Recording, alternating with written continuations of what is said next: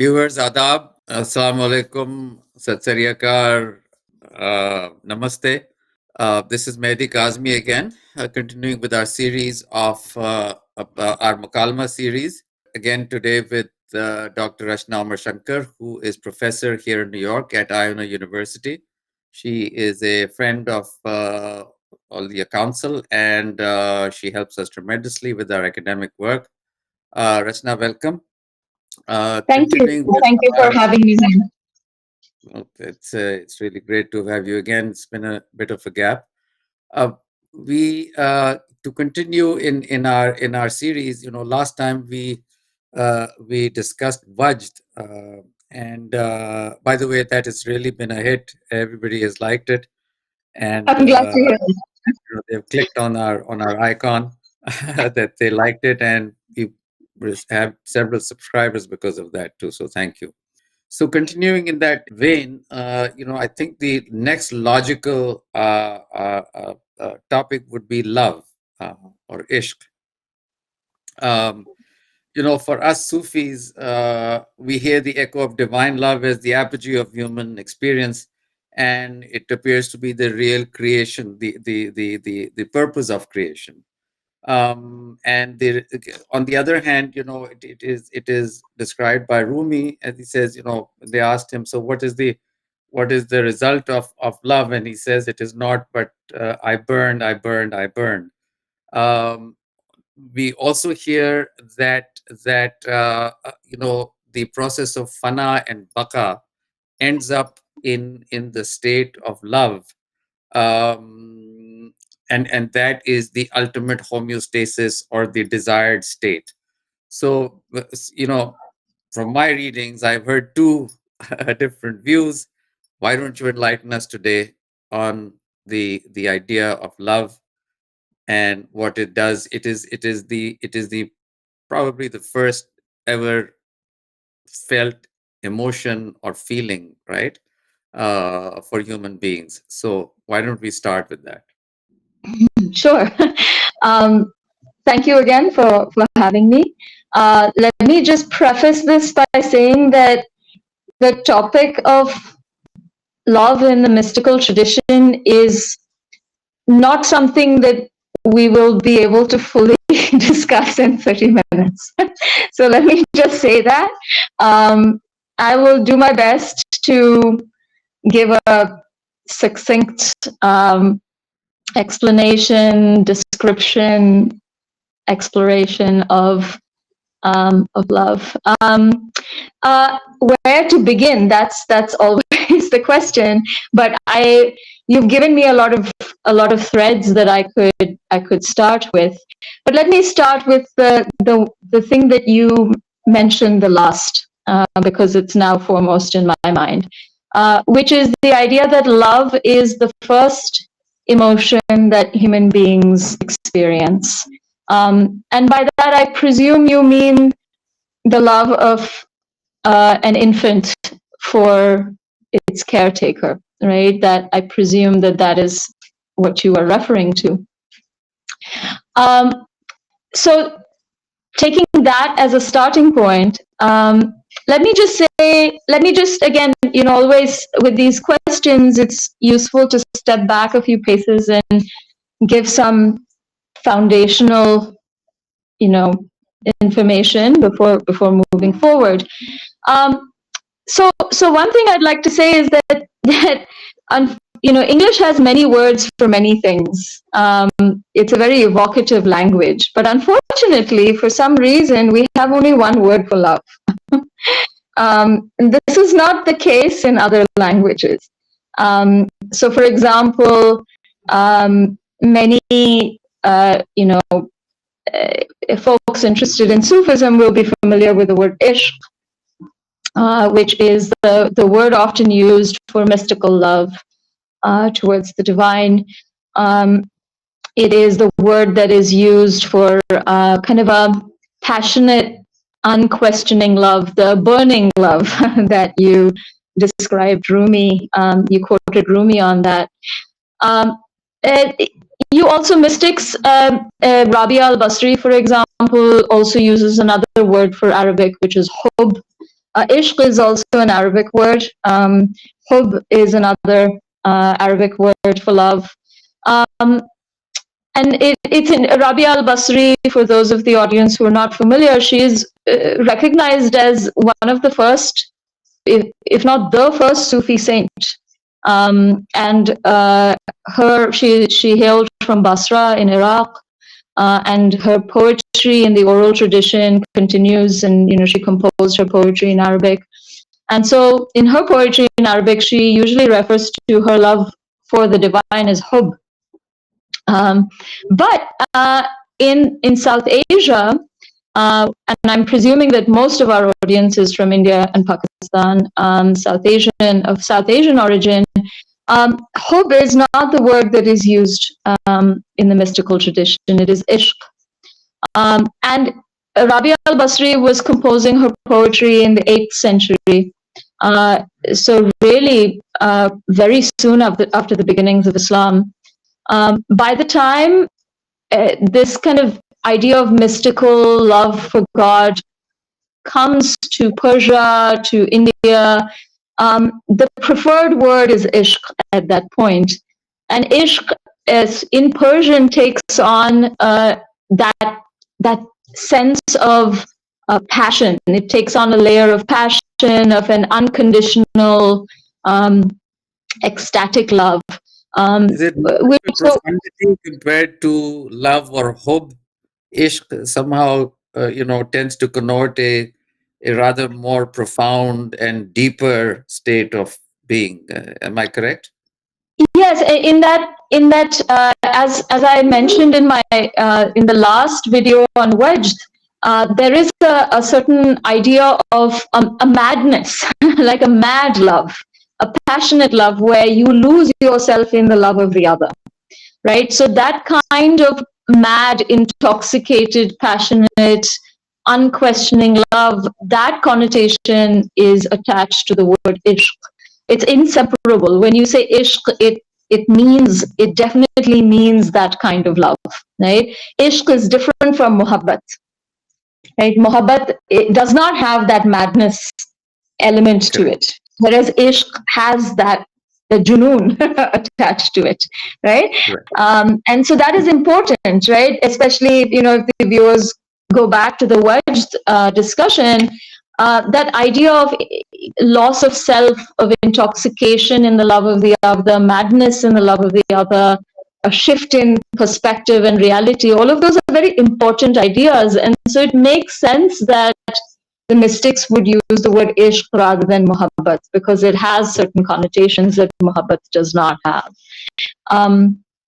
So having established sort of some vocabulary there of ishq, ishq is very much, it's a two-way, I don't even want to say a two-way street because that is a limiting idea. So again, let me go back to our last video, where I mentioned that ishq, love, is seen as having the capacity to diminish the ego, to weaken the ego. And the ego is considered to be really the only barrier that separates us from the divine, from full experience of the divine. And so cultivating that ishq within us is seen as the mode towards eliminating the ego, the final sort of the goal, and then the goal beyond that being, once the ego is eliminated, you are then one with God, right? So in that sense, ishq is seen as love that the Sufi practitioner hopes to cultivate within himself or herself towards the divine. However, ishq is not seen as limited to the human endeavor towards achieving oneness with the divine, but rather that what the Sufi practitioner is hoping to experience is the love from the divine, the love of God, not just in the sense of the love towards God, but also the love from the divine. And so ishq is then not just seen within the Sufi tradition as a human emotion, but as a state of being that is inseparable from the condition of divinity. Right? And in Becomes one of the attributes of divinity. yes, and going back to your idea of love as the first emotion felt by a child, by an infant. Again, sort of vocabulary is helpful here, because if those of our listeners who are familiar with the Islamic tradition are aware that the two most common attributes of the divine mentioned in the Quran are Rahman and Rahim. Right? It's the most repeated. It shows up as the first. It's the first verse. Bismillahir Rahmanir Rahim. First verse of the first surah of the Quran, and then showing up as a prefacing. Right. So you mentioned that the first emotion experienced by. So you mentioned that the first emotion experienced by an infant, is love. The first emotion experienced by a human being, and that gets me to another vocabulary, an interesting vocabulary point, which is that the two most common attributes of the divine mentioned in the Quran are Rahman and Rahim. The first surah, the first ayah of the first surah of the Quran is Bismillahir Rahmanir Rahim, and that prefaces, except for one, every other surah of the Quran. And so it is the most commonly mentioned attribute of the divine. And the words Rahman and Rahim, very interestingly, in Arabic, the root of the words Rahman and Rahim, which, by the way, the words mean compassionate, merciful, Yes. Lord of mercy, giver of mercy, been translated in many different ways. But compassion and mercy being at the core of these two words, Rahman and Rahim. The root of that word is Rahim. And Rahim means the womb. Right. And so the idea there is that the love from the divine is understood as being secure and protective, a womb-like protection, a womb-like compassion, a womb-like security for humanity. Okay? And so the idea of divine love as the exemplar of love, that the human aspires to feel completely, and love as an emotion that can only fully be received when you fully give it. It cannot be fully experienced as a one-way street. It has to be reciprocal. It has to be an immersive experience, right? And so the only way to fully know that womb-like love of the divine is to cultivate a similarly unquestioning love for the divine, which we characterize as ishq. Right? And ishq is, again, not to be confused with ishq is a word. It is just a word. But it's the best one we've got. Right? So not to question, not to confuse the terminology with the experience, if that makes sense. Right? over and that over again, you find in poetry, in Sufi poetry, and other writings, that this is a state that cannot be described in words. It is only felt, and it is exactly. only experienced. So, Yes. And so to understand ishq only as a convenient category, a little label for our convenience, but something that cannot be described, that can only be experienced, right? And then that ishq as the avenue, giving ishq as an avenue to then experiencing love from the divine. And so in a sense, and this is something that Rumi also talks about. And actually, if you permit me, there are a few couplets of Rumi's from ghazal by Rumi that, if I could quote them, it might be central to our conversation. And I will say these couplets are particularly meaningful to me. I have a bond with them, if you will. I find them very moving. These couplets. So I'll recite the two couplets in Persian, and then I'll offer a translation. And to the South Asian viewers, my accent is sort of a Persian, Irani Persian accent, because my teachers were from Iran. Okay. So yes. So let me recite the two couplets in Persian, and then I'll translate. And they're very relevant to what we're talking about right now.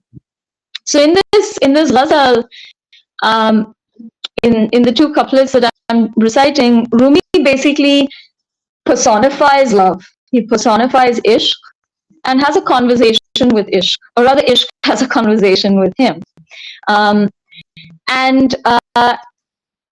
So this is how it goes, right? So it starts, the first couplet is دوش دیوانه شدم عشق مرا دید و بگفت آمدم ناره مزن جام مدر هیچ مگو گفتم ای عشق من از چیز دیگر میترسم گفت آن چیز دیگر نیست دیگر هیچ مگو. So those are the two couplets, right, in Persian. And what he's saying in the first couplet, he's saying, I was mad, I was raving mad, and love saw me and said, it's okay, don't tear your clothes, don't tear your hair out of your head, just calm down, don't cry, shh, everything will be okay, मैं हूँ यहाँ, I'm here for you, right? Exactly. And then Rumi responds by saying, oh, but love, guftam e ishq, right? Man as cheeze digar mitarsam.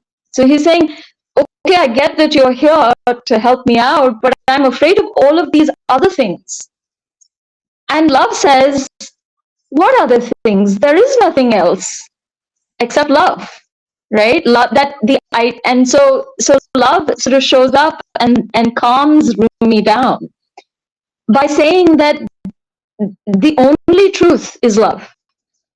Right? The only reality is love. That all of these other things that we fear are specters of our minds, right? And once we realize that the only truth is love, then that is all there is to know.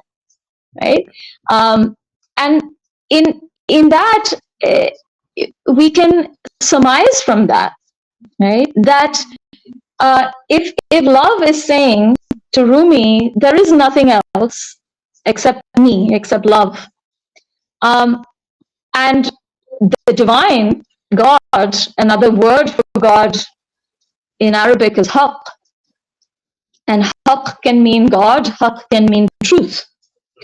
Right. And so, like if A is equal to B and B is equal equal to C, then A is equal to C, right? So the idea there then is that love is considered in the mystical tradition to be the very experience of the divine, right? That to experience love is to experience the divine. That Or God would is you love. say the truth also? Hmm? Would you also say that it connotes the truth? Uh, if the mystics are to be believed, yes, that that is God is love in a sense, right? So again, going back to the sort of Quranic idea of God as Rahman and Rahim, giving humanity a womb like mercy and compassion and love, and for the child within the womb, there is no other reality except that, right? And so that is the haqiqah, that is the haqq. And so you know, God as that love, not as an attribute of the divine, but as the very essence of the divine, right? That God is love in that sense, right? And so to experience the love of God is to experience God.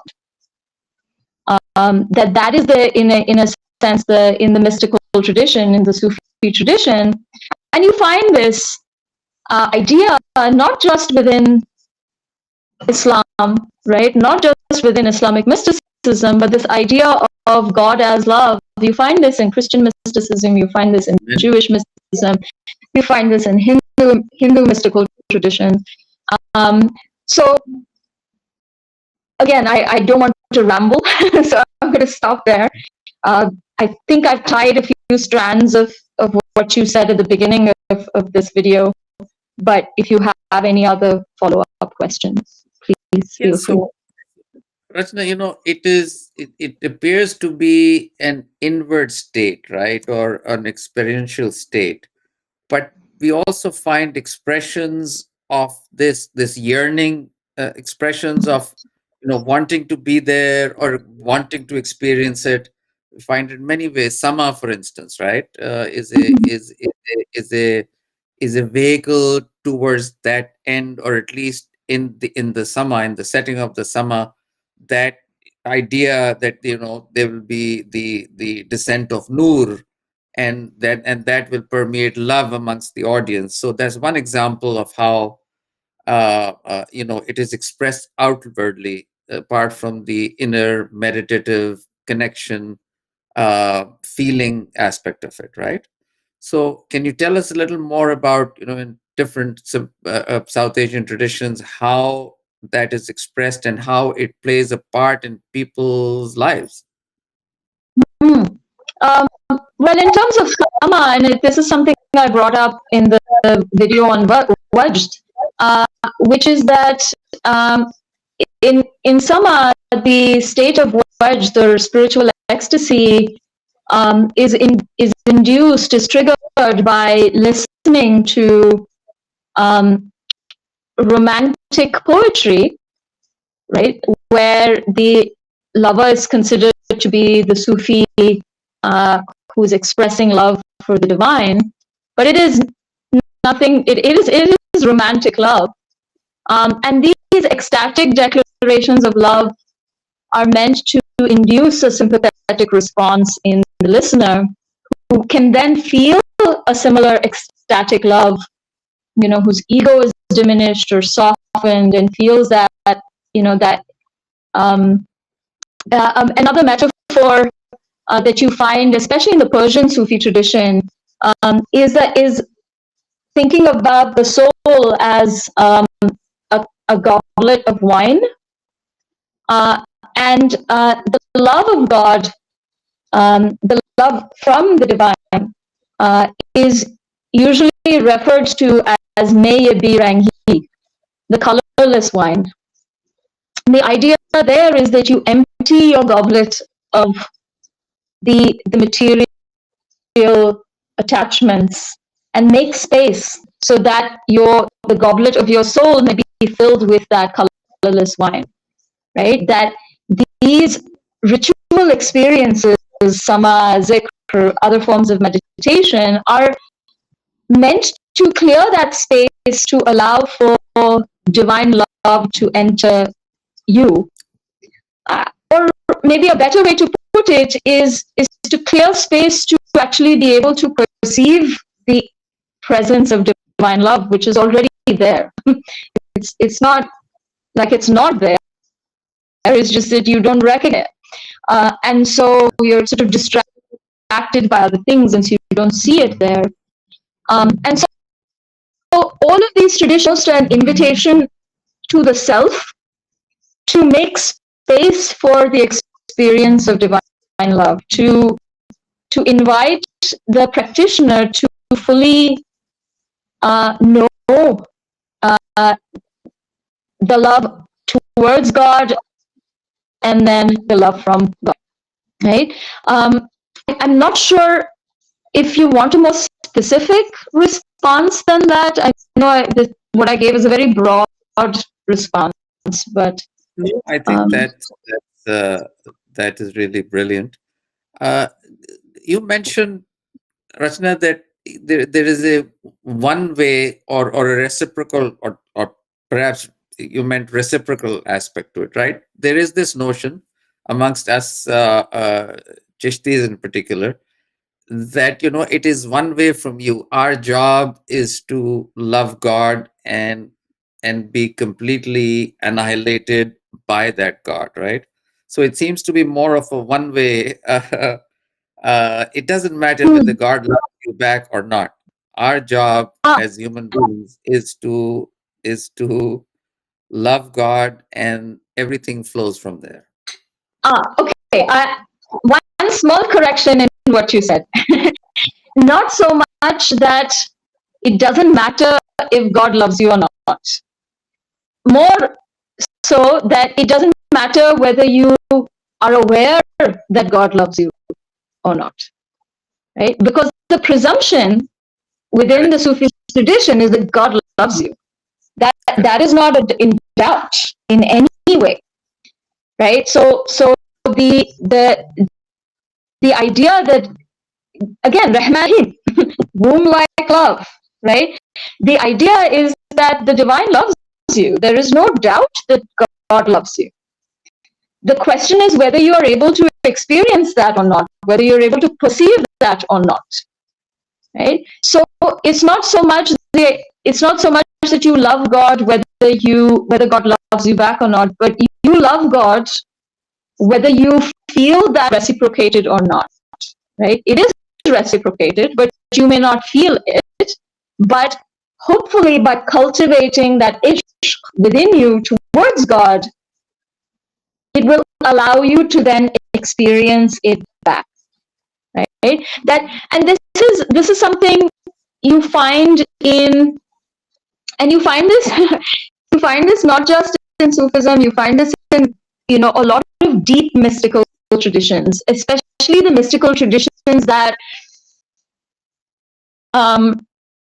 especially in the poetry of the Qalandars. You find this concept that I'm going to talk about in the poetry of, you find this a lot in Bulle Shah, this idea, which is the collapsing of category boundaries, right? That is, I think this is, this is Baba Farid, this particular ghazal that I'm thinking about. And my Punjabi is very sketchy, so forgive me if some of the words are off here, but Baba Farid, basically in this ghazal, he says, है इश्क दा जलवा हर हर जा सुभान अल्लाह खुद आशिक खुद माशूक बनया सुभान अल्लाह, right? That is, you start with the human being requires categories. The human being is finite, requires these convenient little boxes in which to understand the world. Mashu, lover, beloved, giver of love, receiver of love. Right? But what is Baba Farid saying in that couplet. He's saying, love is everywhere. The lover has become the beloved. Right? Ashik khud mashuk banaya. What is that? That is the Sufi lover has now become the beloved, because the Sufi lover is now experiencing the love from God. Right?